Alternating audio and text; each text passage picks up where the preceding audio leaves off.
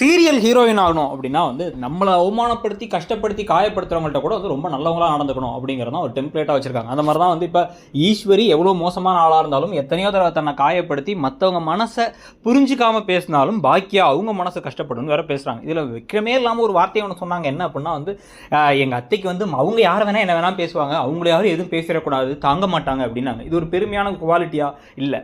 இப்போ இந்த சமயத்தானா அதுக்கெல்லாம் சேர்த்து வச்சு இத்தனை நாள் அவங்க பண்ண விஷயத்துக்கெல்லாம் சேர்த்து வச்சு இப்போ என்ன பண்ணுறாரு, கோபியே வந்து நீங்கள் தான் என் பிள்ளையை சாவடிச்சிங்க அப்படின்னு கோபி, கமலா, இந்த பக்கம் வந்து ராதிகான்னு எல்லாரும் திட்டி வீட்டை விட்டு வெளில போமா அப்படின்னு சொல்லிட்டு துரத்தி விட்டாங்க. நான் பேசாமல் செவனேந்தனடா அந்த வீட்டுக்குள்ளே இருந்தேன், என்ன வாவான்னு கூப்பிட்டு வந்து இங்கே அவமானப்படுத்தி குருநாதா அப்படிங்கிற மாதிரி பண்ணிட்டியாடா அப்படிங்கிற மாதிரி அவமானம் தாங்க முடியாமல் அழுதுகிட்டே வெளில போகிறாங்க இப்போ ஈஸ்வரி.